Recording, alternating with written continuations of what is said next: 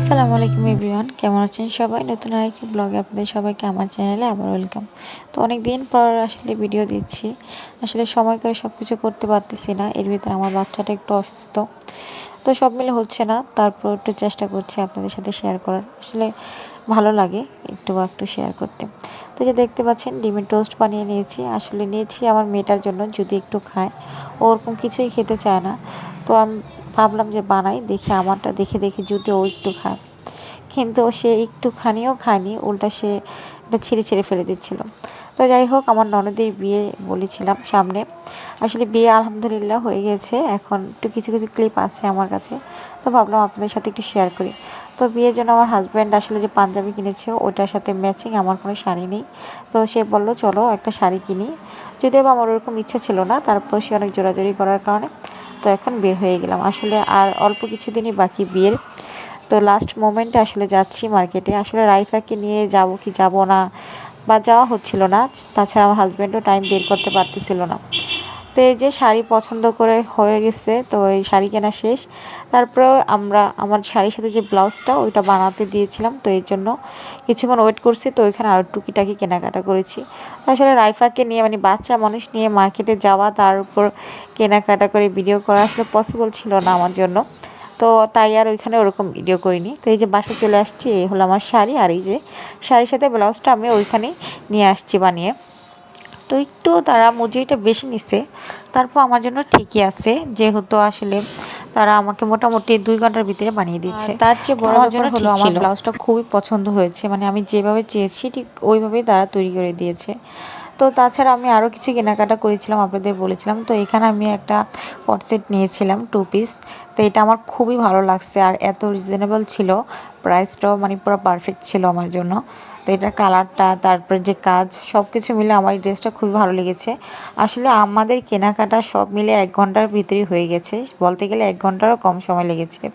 মানে আমার যাওয়ার পরে দোকানে যেটা পছন্দ হয়েছে হুটার দাম করেছি, দেন নিয়ে নিয়েছি, এরকম একটা অবস্থা। তার উপরে যে গরম পড়েছিল, আর আসলে এগুলো কেনাকাটার ওরকম প্ল্যান ছিল না, হুটহাট করেই কেনা হয়ে গিয়েছে।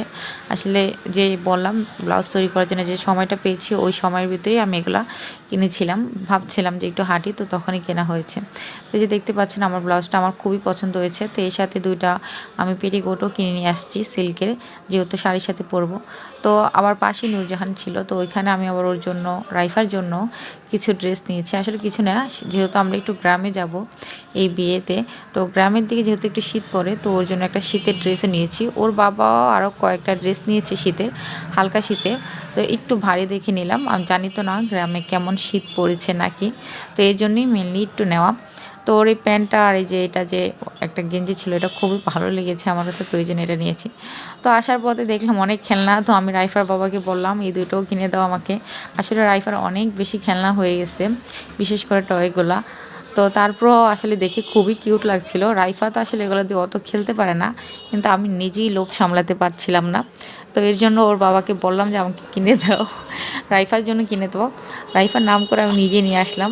আমার মতো এরকম কে কে আছে নতুন মা, যারা মানে বাচ্চার নাম করে টয় কিনে নিজেদের জন্য। আমার মেয়ে কিন্তু এগুলো দিয়ে অত খেলতে পারে না, কিন্তু হ্যাঁ সে খুশি হয়, বা এখন একটু একটু বুঝে। মানে যেদিন আনে নতুন খেলনাটা, ওই দিনই তার ওই খেলনাটার উপর আকর্ষণ থাকে, ওই দিনই সেটা নিয়ে অনেক নাড়াচাড়া করবে। তারপর তার ওইটার প্রতি অত বেশি ইন্টারেস্ট থাকবে না। তারপর আবার যদি অনেক দিন পরে দেই, তখন সেটার ভিতরে মজা খুঁজে পাবে বা খেলবে। তো যাই হোক, তারপরে তো মার্কেট থেকে চলে আসার পরে বাসায় আসলাম। তো এর পরের দিন দুপুরে একটু ভাবলাম মজাদার কিছু রান্না করি, তো খিচুড়ি রান্না করেছি, সাথে ইলিশ মাছ ফ্রাই করে নিয়েছি, আর ডিম ভেজে নিয়েছিলাম। চেয়েছিলাম একটু ভুনা করব। তো রাইফাকে নিয়ে আমি সবসময় বলি যে আসলে আমার ওরকম সময় হয়ে ওঠে না যে আসলে আমি এত কিছু করতে পারবো। আসলে এত কিছু বলতে এরকম সময় তো আহামরি লাগে না এগুলা করতে আমার কাছে, আমি মোটামুটি তাড়াতাড়ি করতে পারি। কিন্তু আসলে রাইফাকে নিয়ে এই অল্প সময়টুকু আমি ম্যানেজ করতে পারি না, কারণ ও আমাকে ছাড়া থাকতেই চায় না, মানে প্রতি মুহূর্তে আমার সাথেই লেগে থাকবে তার কথা। তো বাচ্চারা এরকমই হয়, হয়তো আস্তে আস্তে দেখতে দেখতে বড় হয়ে যাবে। তো যাই হোক, ভালো লাগছিল আর কি। তো এই যে খাবারটা, আর এটা আলহামদুলিল্লাহ খেতে খুবই ভালো লাগছিল আমার। আর এই যে আমি সাথে কয়েকটা মরিচও ভেজে নিছি, আর এই যে সালাদ বানিয়ে নিলাম। আর সালাদ তো রাইফার বাবার খুবই পছন্দ, বিশেষ করে এরকম কুচি করে কেটে দেন মেখে দিলে মাখা সালাডটা রাইফার আব্বু খুবই পছন্দ করে। আমারও ভালো লাগে আসলে, সে এত পরিমাণ পছন্দ করে, সেই হাফের বেশি খেয়ে ফেলে এই সালাদ, তার এত পছন্দ, তো তার জন্য আমি স্পেশালি এটা তো এমন করে আজকের মতো বানাই। এতটুকুই। ভিডিওটি ভালো লাগলে লাইক কমেন্ট করে জানাবেন। আর যারা আমার চ্যানেলে নতুন আছেন চ্যানেলটি সাবস্ক্রাইব করে আমার সাথে থাকবেন। আল্লাহ হাফেজ।